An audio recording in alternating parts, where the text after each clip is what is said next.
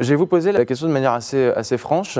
Est-ce que vous considérez qu'il y a une noëlisation de la fête de l'Aïd? Quand je dis noëlisation, évidemment, je parle du côté statut social, économique, presque fête plus traditionnelle et de consommation. Alors une novélisation, je suis pas sûr, parce que ça fait quand même très très longtemps que Noël a été mangé d'une certaine manière par des symboles nouveaux. Je pense à l'arrivée du Père Noël. Mmh. Cette tradition de la consommation, d'offrir des cadeaux avec des symboles qui sont plus les mêmes, elle date de plusieurs décennies, quoi, de presque un siècle. Et l'Aïd el-Kébir, moi je le vis depuis 24 ans maintenant. Cette année, j'ai passé la moitié de ma vie au Maroc, donc j'ai beaucoup moins de retours.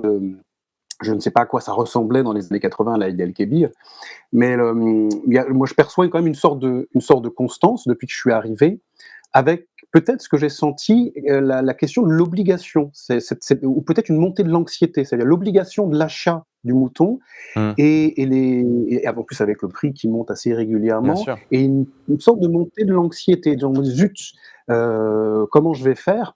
Et alors, je discutais il y a pas longtemps avec mon voisin, j'habite à la campagne, et il me disait, moi cette année ça va vraiment être difficile.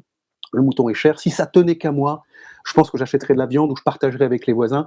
Ouais. Mais ma femme, elle va pas me laisser faire. Mais c'est intéressant ce que vous dites. Il y en a qui vont jusqu'à carrément emprunter de l'argent, parce que, avec des frais, ce qui est en théorie interdit dans l'islam, pour acheter un mouton. Alors que ce n'est pas une obligation d'acheter le mouton dans la religion. Bah, paraît-il, effectivement, les gens me racontent qu'autrefois, notamment à Fès, où j'ai vécu, dans la Médina, les gens me disaient, bah, simplement, celui qui avait les moyens achetait un mouton, et puis il partageait avec ceux qui n'avaient pas les moyens, sans forcément les stigmatiser.